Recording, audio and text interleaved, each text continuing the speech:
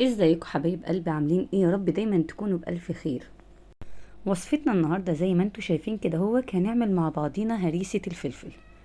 خليكم معايا واحدة واحدة، هي الطريقة سهلة وبسيطة ومش مكلفة خالص، واستخداماتها كتير جدا. ممكن تستخدميها في بتنجان مقلي، ممكن تستخدميها في محشي، ممكن تستخدميها في اكتر من كذا حاجة. اول حاجة انا عندي هنا فلفل رومي صغير كده. جبت ايه؟ ربع كيلو. تمام كده، الكمية اللي انتوا شايفينها دي ربع كيلو من الفلفل الاحمر. تمام كده، بعين اللي هو الروس من فوق واغسله كويس جدا. وبعد كده هجيب الكبة بتاعتي، هكون بقى مقشرة راس توم صغيرة كده وهيبقى معايا ليمونتين، ليمونة هنعصرها وليمونة هنفرمها بدون البذر بتاعها، عشان لو حطينا البذر هتمرر مننا. تمام، انا هنا افرمها على مرتين. مع الفرم هحط معلقة كزبرة صغيرة، معلقة كمون، معلقة بابريكا، معلقة ملح. تمام كده الفلفل اللي انت هتستخدميه سواء بارد سواء حامي ده حاجة ترجع لك انت.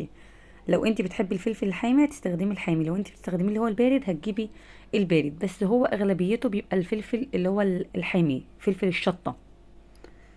تمام كده انا كملت بقيه الكميه، اديتها فرمه كده وبعد كده كملت بقيه الكميه في قلب الكبه زي ما انتوا شايفين كده هحط بقى باقي التومه وباقي الليمون، هفرمها زي ما انتوا شايفين كده. انا بعمل معاكم الحاجه خطوه بخطوه.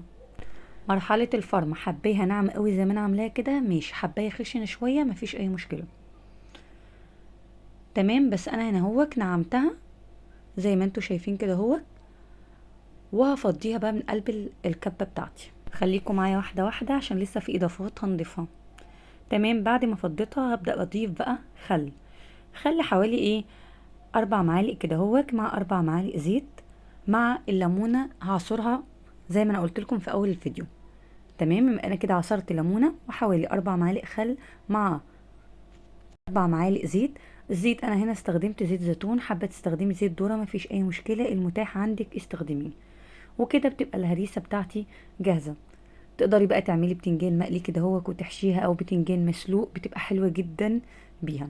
طيب نيجي بقى للحفظ بتاعها. بتجيبي برطمان وتكوني في الاول حطاه بميه بتغلي كده وبعد كده بنشفه كويس جدا، وببدا اضيف الكميه اللي انا عاملاها زي ما انتوا شايفين، هي جت برطمان بالظبط.